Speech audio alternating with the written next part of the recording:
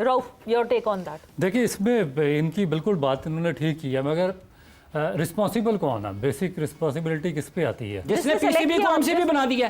देखिए, सबसे मैं बार बार क्यों बात करता हूँ गवर्निंग बोर्ड पे। गवर्निंग बोर्ड, किसी भी इदारे के गवर्निंग बोर्ड का क्या मकसद होता है? जी, गवर्निंग बोर्ड का ये मकसद होता है कि ये सारे प्रॉब्लम्स को सॉल्व किया जाए, काउंटर क्वेश्चनिंग करें, डिबेट हो। हाँ, जितने भी आपके डायरेक्टर्स हैं, जो भी आपके जो इंटरनेशनल, लोकल, डोमेस्टिक के जितने भी अफेयर्स हैं, वो सब के सब सिलेक्शन के अफेयर्स हैं, वो सारे के सारे डिस्कस होते हैं गवर्निंग बोर्ड में।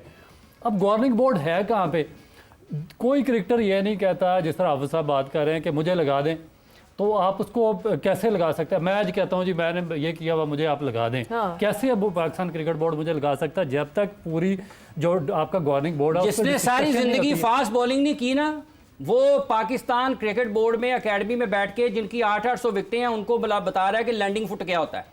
बस जिसने 800 आउट कर लिए उसको, उसने बगैर लैंडिंग फुट के कर लिए 800 आउट। अब इशू ये है कि आपने जो अपना इदारा उसका बेड़ा गर्क कर दिया हुआ है। देखिए, जब आप इदारे कैसे तबाह होते हैं? जब आप उनके गवर्निंग बोर्ड को ख़त्म कर देते हैं, जब आप वहाँ पे अपना वन मैन शो कायम कर देते हैं, आप अपनी मर्जी के लोग गवर्निंग बोर्ड में ला के देते हैं। देखिए, जो रीजन्स और ये रऊफ साहब मुल्तान की तरफ से खेलते थे जी, बावजूद कारकर्दगी के इनका पाकिस्तान के लिए नाम नहीं आ रहा था। इनके रीजन के जो गवर्निंग बोर्ड के प्रेसिडेंट, जो इनके रीजन के प्रेसिडेंट थे, वो गवर्निंग बोर्ड थे में, उन्होंने अजाब किया हुआ था सबको कि इस हमारे लड़के का ये टॉप परफॉर्मर है, पाकिस्तान की टीम में नाम क्यों नहीं आता। आज 4 रीजनल प्रेसिडेंट है पाकिस्तान क्रिकेट बोर्ड के जो गवर्निंग बोर्ड में है। एशियन, ब्रैडबैन, जहीर अब्बास पाकिस्तान क्रिकेट बोर्ड के गवर्निंग बोर्ड में शामिल हैं। तो इनसे पूछे ना सबसे, वो तारिक सरवर साहब, वो दूसरे वो जो एजेके के हैं, वो डीएमजी के हैं, वो डीएम जमाली के, वो लाड़काना के, ये तो झंडे उठा के बाहर मुजाहरे कर रहे होते थे कि पाकिस्तान में क्रिकेट तबाह हो रही है।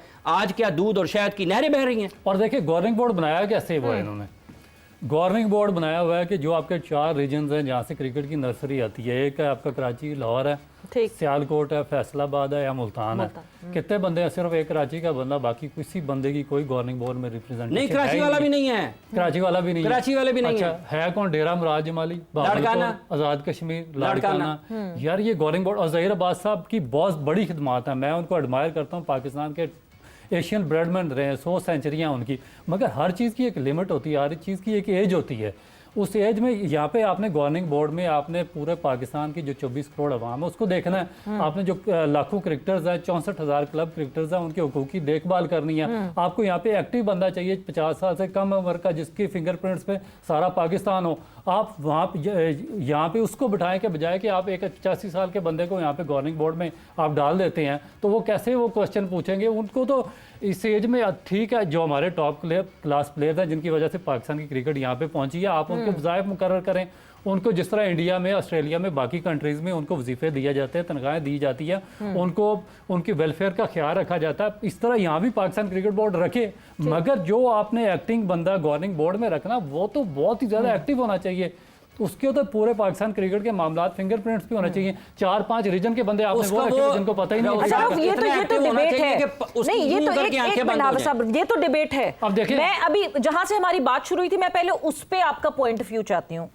एक प्लेयर, ठीक है, वो अभी टेस्ट कैप्टन है, अगर तो वो टेस्ट कैप्टन से स्टेप डाउन करता है एंड अगर वो इस पोजीशन पे आता है, would this be the right decision? Because इससे ही तो पिछली लॉट है जो मुसलसल घूम घूम के आ रही है। ये इससे ही पिछली लॉट है ना, मिसबाउल हक, मोहम्मद हफीज, फिर सरफराज अहमद, शोएब मलिक, यही वो घूम घूम के आ रहे थे ना। तो अगर हमने नई लॉट की तरफ मूव ऑन करना है, to make decisions and to make good decisions for this stand, this part जहां पे इंटरनेशनल क्रिकेट की हम बात करते हैं, उस्मान वाला साहब ने क्या कर दिया? हमारा एफटीपी हमें दिख रहा है, रमीश राजा साहब, और उस वक्त क्या हालात हुए हैं हमारी एफटीपी में, टेस्ट मैचेस काट काट के हमने T20s बढ़ा दिए हैं।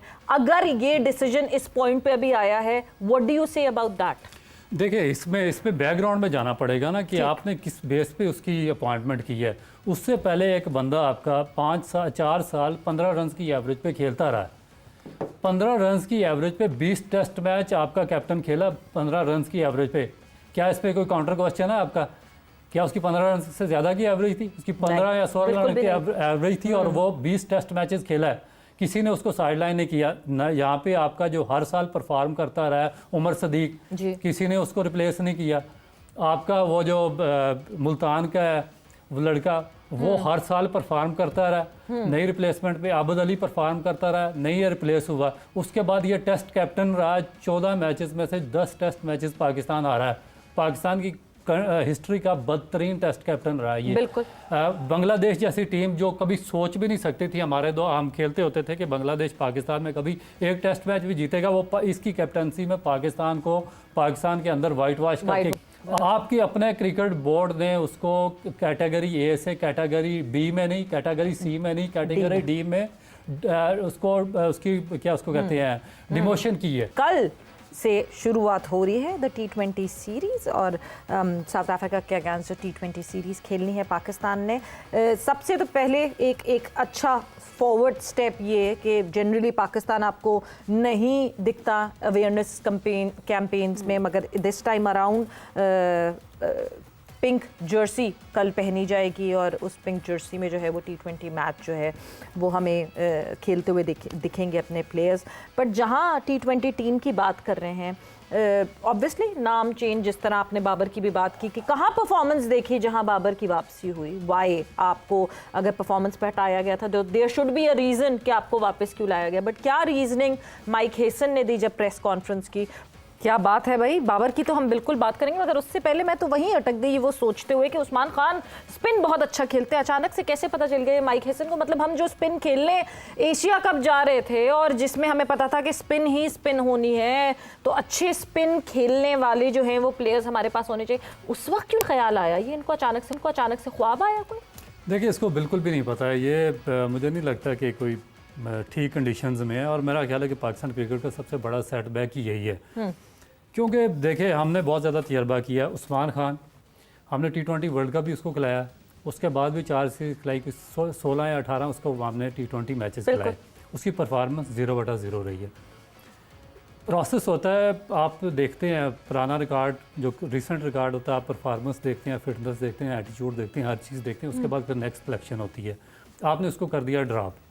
शादाब खान को हम पिछले 5 साल से लिंगर ऑन कर रहे थे, हमने उसको वर्ल्ड कप खिलाया इंडिया में, बुरी परफॉर्मेंस, एशिया कप श्रीलंका में वर्स्ट परफॉर्मेंस, उसके बाद T20 वर्ल्ड कप बुरी परफॉर्मेंस, उसके बाद आगे जो सीरीज़ थी उसमें, उसके बाद उसको इनफ चांसेस देने के बाद उसको कर दिया ड्रॉप। उसके बाद आ गया आपका नवाज। हम पिछले 8 साल से देख रहे थे, इंपॉर्टेंट मौके पे उसको बॉलिंग दी गई, उसने पाकिस्तान को लेग डाउन किया। ये इंडिया और श्रीलंकन कंडीशंस में उससे अपना कोटा तक मुकम्मल नहीं हुआ। हम उसको 6 साल देखते रहे, हमने उसको कर दिया ड्रॉप। उसके बाद खुशदिल शाह को हम 6 साल लेकर चलते रहे, हमने उसको भी कर दिया ड्रॉप। इस आदमी ने आके क्या किया, ये जो कोच इन्होंने भर्ती किया बगैर सोचे समझे, इसने वो सबको वापस ले आया। जो यंगस्टर हम इनके लिए तैयार कर रहे थे, मसलन आकिफ जावेद को हम लेके गए थे न्यूजीलैंड, उसे आउटस्टैंडिंग परफॉर्म किया, उसको इसने कर दिया ड्रॉप जी। सलमान मिर्ज़ा ने 1-2 मैचेस में अच्छी परफॉर्मेंस की, उसको कर दिया ड्रॉप। उसके बाद आपका जो था हसन नवाज, ओपन से शुरू किया, उसको नंबर 5 पे फिनिश किया, वहाँ से उसको कर दिया टीम से ड्रॉप। उसके बाद बाबर आजम को इसने टीम से ड्रॉप, रिजवान को भी कर दिया ड्रॉप।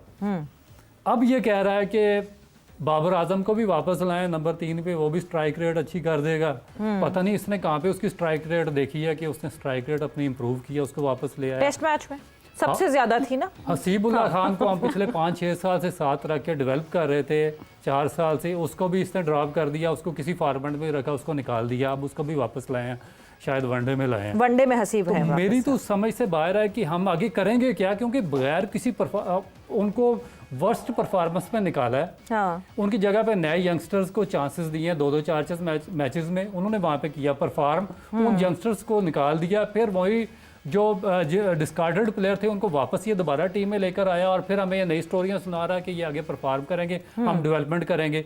भाई किसी एक जगह पे खड़े हो ना, किसी एक, आप इससे ये बंदा पूछे कि इसने जो आपकी जो ट्राई नेशन सीरीज हुई थी एशिया कप से पहले, उसमें जो आपके 4 हुसैन तलत ने वहाँ पे कोई मैच नहीं खेला, उसको बाहर बिठा के रखा। खुशदिल शाह ने कोई मैच नहीं खेला, उसको बाहर बिठा के रखा। सलमान मिर्ज़ा ने कोई मैच नहीं खेला, आपके मोहम्मद वसीम जूनियर ने कोई मैच नहीं खेला, वो बाहर रहे हैं। वहाँ से उठा के जब आप एक ट्राई नेशन में एसोसिएट कंट्रीज़ के खिलाफ आप किसी इनको बंच को चांसेस नहीं दे रहे, तो आपके पास कौन सी अथॉरिटी है कि आप उनको जब एशिया कप पे इंडिया के खिलाफ ट्राई करें। अब इंडिया के खिलाफ, अच्छा आपने आगे चले, इंडिया के खिलाफ आपने ट्राई भी किया, आप नवाज को दोबारा वापस लाए हैं, आप इंडिया के खिलाफ उससे बॉलिंग तो करवाएं।